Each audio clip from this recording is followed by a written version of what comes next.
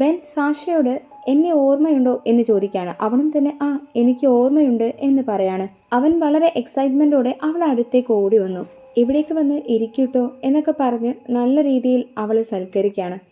ഞാൻ പറഞ്ഞ സ്ഥലം എങ്ങനെയുണ്ട്, അടിപൊളി സ്ഥലമല്ലേ എന്നൊക്കെ അവളോട് ചോദിക്കുന്നുണ്ട്. അതിന് അവൾ അടിപൊളി സ്ഥലമൊക്കെ തന്നെയാണ്, പക്ഷേ എൻ്റെ ബാഗ് കാണാതായി, അതാണ് എനിക്ക് ആകെയുള്ള വിഷമം. വല്ല പ്രേതവും എടുത്തുകൊണ്ടുപോയി എന്ന രീതിയിൽ തമാശ രീതിയിലാണ് ബെൻ അതിന് മറുപടി കൊടുത്തത്. സാരമില്ല, ടെൻഷൻ അടിക്കേണ്ട, എൻ്റെ കയ്യിൽ ഒരുപാട് ഫുഡുണ്ട്, നമുക്ക് അത് പങ്കിട്ട് കഴിക്കാം. ആദ്യം നമുക്ക് ഭക്ഷണം കഴിക്കാം. അത് കേട്ടപ്പോൾ ഹീറോയിൻ പറയാണ്, നിങ്ങളുടെ ബീഫ് ജെർക്കി ഞാൻ കഴിച്ചു നോക്കി, അടിപൊളി ടേസ്റ്റാണ്. എങ്ങനെയാണ് നിങ്ങൾ അത് ഉണ്ടാക്കുന്നത്? അവളുടെ മനസ്സിൽ സംശയം ചോദിച്ചതും ബെൻ പറയാണ്, അതിന് ഒരുപാട് പ്രോസസ്സ് ഉണ്ട്, എൻ്റെ അമ്മ പറഞ്ഞു തന്ന പ്രോസസ്സാണ്. അങ്ങനെ സംസാരിച്ചുകൊണ്ടിരിക്കെ അവക്ക് വേണ്ടി ചൂടുവെള്ളമൊക്കെ കൊണ്ടു കൊടുക്കുന്നുണ്ട്. അപ്പോൾ അവൾ മറ്റൊരു സംശയം കൂടി ചോദിക്കുന്നുണ്ട്. നിങ്ങൾ ഒരു ഓസ്ട്രേലിയക്കാരനല്ലേ എന്നാണ് അവളുടെ ചോദ്യം. എന്നാൽ അവൻ ഞാൻ ഓസ്ട്രേലിയക്കാരനല്ല എന്ന് പറയാണ്. അപ്പോൾ നിങ്ങളുടെ സ്ഥലം ബ്രിട്ടൻ ആയിരിക്കുമല്ലേ എന്ന് അവൾ അങ്ങോട്ട് ചോദിക്കും. അവൻ അത് സമ്മതിക്കുന്നുണ്ട്. അതൊക്കെ പോട്ടെ, ഇനി നിങ്ങളുടെ കഥ പറ. ഇടയ്ക്കിടയ്ക്ക് ഇതുപോലെ കയാക്കിങ്ങിന് വരാറുണ്ടോ എന്ന് ചോദിക്കാണ്. അതെ, ഞാൻ എല്ലാത്തരം അഡ്വഞ്ചേഴ്സ് ആയ കാര്യങ്ങളും ചെയ്യും, പ്രധാനമായും മല കയറുന്നത് എന്ന് സാഷ പറഞ്ഞതും, ഹോ നിങ്ങൾ മല കയറുമോ, അപ്പോൾ നല്ല ധൈര്യശാലിയായിരിക്കുമല്ലോ എന്ന് ബെൻ പറയാണ്. അങ്ങനെ അവർ സംസാരിച്ച് ഭക്ഷണമൊക്കെ കഴിക്കുന്നതിനിടയിൽ അവളുടെ പാർട്ട്ണറിനെ പറ്റി പറയുന്നു. അവനോട് തല്ലുകൂടി ബ്രേക്കപ്പ് ചെയ്ത് കയാക്കിങ്ങിന് ഇറങ്ങിയതാണല്ലേ എന്ന മട്ടിൽ. അത് കേട്ടതും അവൾ ആകെ അപ്സെറ്റ് ആവാണ്. അവൾ ഫുഡ് തന്നതിന് മാത്രം താങ്ക്സ് പറയുന്നു.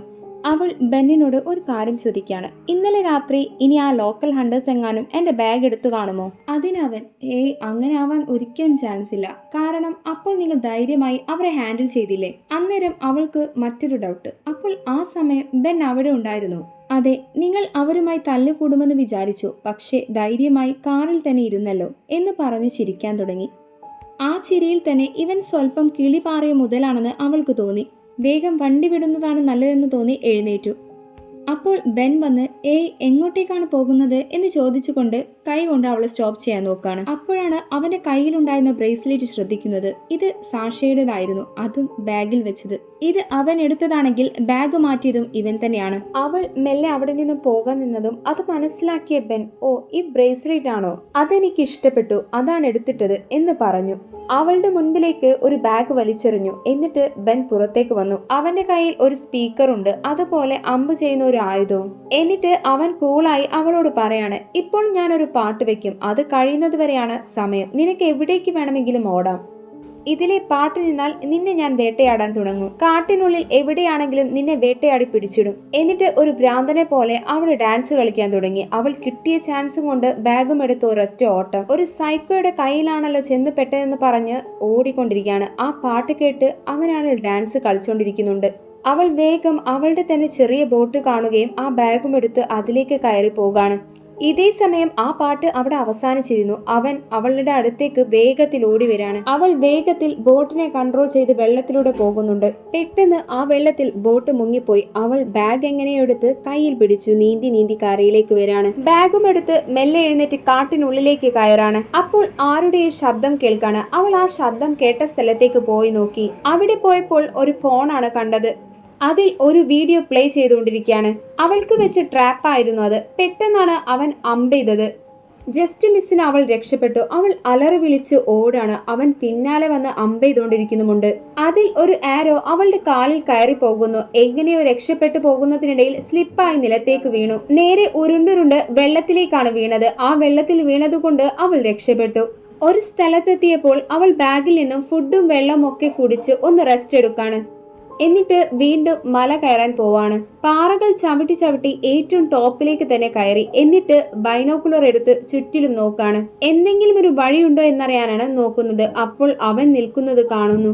അവളെ അവൻ തുറിച്ചു നോക്കാണ്. അവൻ പിന്നാലെ വന്നപ്പോൾ അവൾ ഒരു പാറയ്ക്കടിയിൽ ഒളിച്ചു നിന്നു. കുറച്ചു നേരം കഴിഞ്ഞപ്പോൾ പുറത്തേക്ക് കയറി നോക്കി. ഒരു ഭാഗത്തിരുന്ന് വീണ്ടും അവനെ ചുറ്റിലും നോക്കി. അപ്പോൾ ദൂരെ വെള്ളത്തിൽ അവൻ കുളിച്ചുകൊണ്ടിരിക്കുകയാണ്.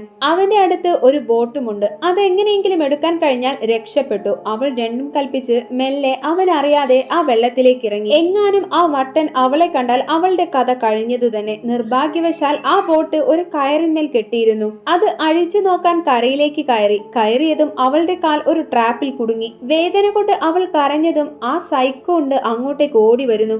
വിചാരിച്ചതുപോലെ നീ കുടുങ്ങിയല്ലോ എന്നും പറഞ്ഞ് സന്തോഷിച്ചാണ് ആ വട്ടൻ വരുന്നത്. അവൻ അവളെ പിടിച്ചു വലിച്ച് കരയിലേക്ക് കൊണ്ടുവന്നു. ഉടനെ അവളുടെ കയ്യിലെ പെപ്പർ സ്പ്രേ എടുത്ത് അവൾ അവന്റെ മേലെ കടിച്ചു.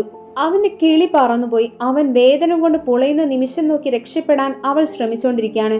അപ്പോഴേക്കും അവൻ വെള്ളത്തിലേക്ക് മുങ്ങി കണ്ണൊക്കെ ശരിയാക്കാണ്. വീണ്ടും തിരിച്ച് അവളുടെ അടുത്തേക്ക് വന്ന് കയ്യിൽ അമ്പും പിടിച്ചു നിൽക്കാണ്. ഇനി നിനക്ക് രക്ഷയില്ല എന്ന് പറഞ്ഞുകൊണ്ട് അവളെ കെട്ടിയിട്ടു. പക്ഷേ ഫുഡൊക്കെ കൊടുക്കുന്നുണ്ട്. ആ ടൈമിൽ അവൾ അവനോട് ചോദിക്കാണ്, നിന്റെ പ്രശ്നം എന്താണ്? നിനക്ക് ഭ്രാന്താണോ? നല്ല രീതിയിലായിരുന്നല്ലോ നീ എന്നോട് സംസാരിച്ചത്, പിന്നെ എന്താണ് നിനക്ക് വേണ്ടത് എന്ന്. അപ്പോൾ അവൻ പറയാണ്, നിനക്ക് ഞാൻ ഓൾറെഡി ഒരു ചാൻസ് തന്നു. ഈസി ആയ വഴി വേണോ അതോ ഹാർഡ് വേണോ എന്ന്, നീ എന്താണ് അതിന് പറഞ്ഞതെന്നൊക്കെ അവളോട് ചോദിക്കാണ്. അപ്പോൾ മഴ പെയ്യാൻ തുടങ്ങി. അപ്പോഴാണ് അവന്റെ ഉള്ളിലെ ശരിക്കുമുള്ള സൈക്കോ പുറത്തേക്ക് വരുന്നത്. അവൻ ചെയ്യാൻ പോകുന്ന റിച്വൽസിനെ പറ്റിയാണ് അവളോട് പറയുന്നത്. അവൾ എല്ലാം പേടിയോടെ തന്നെ കേട്ടിരുന്നു. അങ്ങനെ രാവിലെയായി. അവളെയും കൂട്ടി ബോട്ടിൽ പോയിക്കൊണ്ടിരിക്കുകയാണ്. എന്നെ എങ്ങോട്ടേക്കാണ് കൊണ്ടുപോകുന്നതെന്ന് അവൾ ചോദിക്കുന്നുണ്ട്. അത് ഞാൻ പിന്നെ പറഞ്ഞു തരാം. പിന്നെ നിന്റെ പേര് ഞാൻ രജിസ്റ്ററിൽ കണ്ടു. ഞാനാണ് നിന്നെ ഈ സ്ഥലത്തേക്ക് കൊണ്ടെത്തിച്ചത്. എങ്ങനെയുണ്ട് എന്റെ ഐഡിയ? അതുപോലെ നിന്റെ പാർട്ട്ണറെ പറ്റി ചോദിച്ചപ്പോൾ നീ മിണ്ടാതെ നിന്നില്ലേ? ശരി, നീ ഇപ്പോൾ അതിനെ പറ്റി പറ എന്ന് കുത്തി ചോദിക്കാണ് അവൻ. അങ്ങനെ അവൾ അതൊരു ആക്സിഡന്റ് ആണെന്ന് പറഞ്ഞതും അവൻ മനഃപൂർവ്വം അവളെ ദേഷ്യം പിടിപ്പിക്കാൻ വേണ്ടി ഓരോന്ന് പറയാണ്. അത്രയും എക്സ്പീരിയൻസ് ആയ അവനെ നീ കൊന്നതല്ലേ? മനഃപൂർവ്വം മലയുടെ മുകളിൽ നിന്ന് തള്ളിയിട്ട് കൊന്നതല്ലേ എന്നൊക്കെ പറയാണ്. ആ സമയം അവളുടെ ശ്രദ്ധ മുഴുവൻ ആ ബോട്ടിനകത്തായിരുന്നു. താഴെ കിടക്കുന്ന കമ്പി കണ്ട് എടുക്കാൻ ട്രൈ ചെയ്യാണ്. അത് കണ്ട സൈക്കോ അവളെ വെള്ളത്തിലേക്ക് തള്ളിയിട്ടു.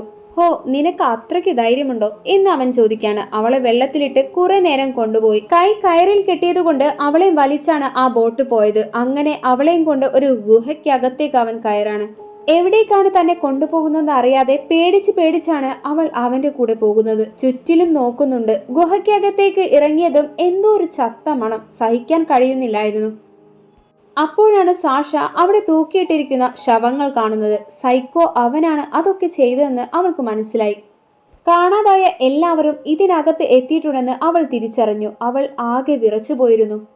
തന്നെയും അവൻ കൊല്ലാൻ കൊണ്ടുവന്നതാണെന്ന് തിരിച്ചറിഞ്ഞ നിമിഷം ബെൻ ആണൽ വളരെ നോർമലായി അവളോട് സംസാരിക്കാണ്. തന്റെ ഇരയെ വേട്ടയാടി പിടിച്ചാൽ അവന് ആത്മാവിനെ പിടിച്ചതിന് തുല്യമാവും. എന്നിട്ട് അതിന്റെ ലിവർ കഴിച്ചാൽ ആത്മാവിനെ തന്നെ കഴിച്ചതിന് സമമാവും. ഇങ്ങനെയൊക്കെ പറയുന്നത് കേട്ട് തന്നെ അവൾക്ക് ആകെ പേടിയാവുന്നുണ്ട്. പിന്നെ ഒരു കാര്യം, നീ അന്ന് കണ്ട വീഡിയോയില്ലേ, അവരെ ഞാൻ വളരെ എളുപ്പത്തിലാണ് വേട്ടയാടിയത്. പക്ഷെ നിന്നെ പിടിക്കാനാണ് ഞാൻ കുറച്ച് ബുദ്ധിമുട്ടിയത്. അതുപോലെ നീ കഴിച്ച ബീഫ് ജെർക്കി അതൊരു മനുഷ്യന്റെ മാംസമാണ്. ഇതും കൂടി കേട്ടതും പാവം സാഷ എന്തു ചെയ്യണമെന്നറിയാതെ അവിടെ തന്നെ ഇരിക്കുകയാണ്. ഇമോഷണലി അവനെ വീഴ്ത്തി രക്ഷപ്പെടാൻ വേണ്ടി സാഷ അവനോട് മറ്റൊരു കാര്യം പറയാണ്. നീ നല്ലവനാണ്. ചെറിയ പ്രായത്തിൽ നിനക്ക് എങ്ങനെയുണ്ടായ കഷ്ടതകളും ട്രോമയുമാണ് നിന്നെ ഇങ്ങനെ ഒരു സൈക്കോ ആക്കി മാറ്റുന്നത്. നീ ശരിക്കും നല്ലവനാണ്. അത് പറഞ്ഞതും അവൻ അവന്റെ പല്ല് മാറ്റി യഥാർത്ഥ പല്ല് കാണിച്ചു കൊടുക്കുവാണ്. അത് കണ്ടതും അവളുടെ മുഖം മാറി. ഇവൻ ലോക സൈക്കോ തന്നെയാണെന്ന് അവൾക്ക് മനസ്സിലായി. അവിടെയുള്ള വാളിൽ ഒരു ഫ്രെയിം ഉണ്ടായിരുന്നു. ഒരു ചെറിയ കുട്ടിയും അമ്മയും നിൽക്കുന്ന ഒരു ഫോട്ടോ. അത് നോക്കി നിൽക്കെ അവൻ അവളെ വലിച്ചു കൊണ്ടുവന്ന് വേറൊരു സ്ഥലത്ത് കെട്ടി നിർത്തി. റിച്വൽ ചെയ്യാൻ എന്തൊക്കെയോ തയ്യാറാക്കുന്ന തിരക്കിലാണ് അവൻ. ഒരു ഉപ്പുവെള്ളം പോലത്തെ ലായനി റെഡിയാക്കിക്കൊണ്ടിരിക്കുകയാണ് ബെൻ. നീ കഴിച്ചില്ലേ? അത് ഇതിൽ ഇട്ടുവെച്ചാണ് സൂപ്പർ ടേസ്റ്റ് ആയി മാറിയത്.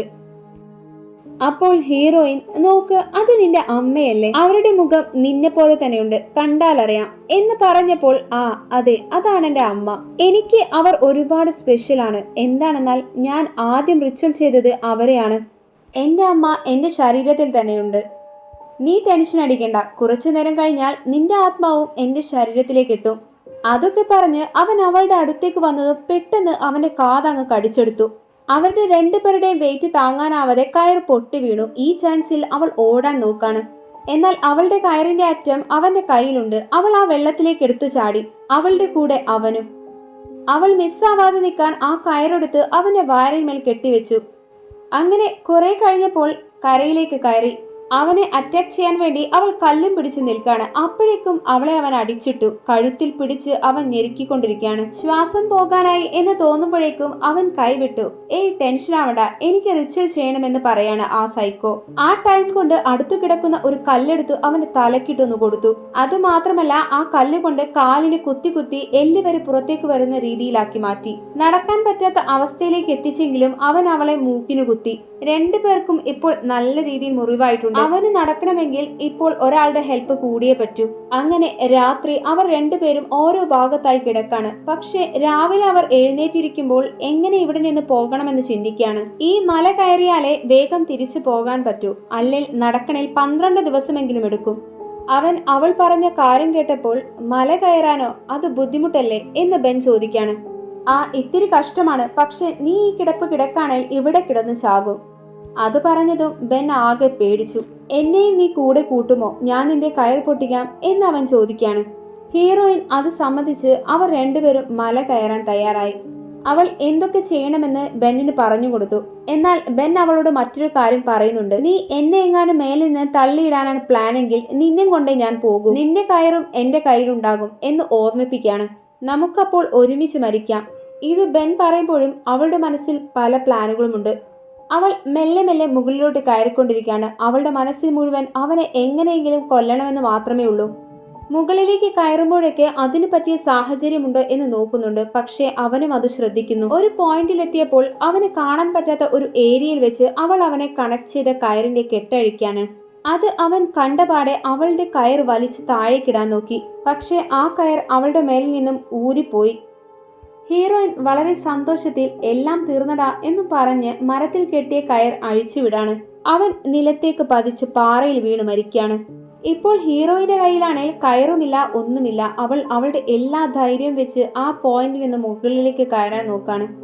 സ്റ്റാർട്ടിംഗ് സീനിൽ അവൾക്ക് കയറാൻ പറ്റാത്ത അതുപോലത്തെ ഒരു പോയിന്റ് ആയിരുന്നു അത്.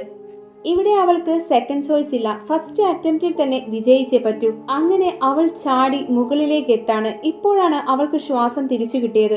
അങ്ങനെ അവിടെ നിന്നും കുറച്ച് നടന്നപ്പോൾ ഒരു വണ്ടി കാണുകയും അതിൽ കയറി റേഞ്ചർ സ്റ്റേഷനിലേക്കാണ് അവൾ പോകുന്നത്.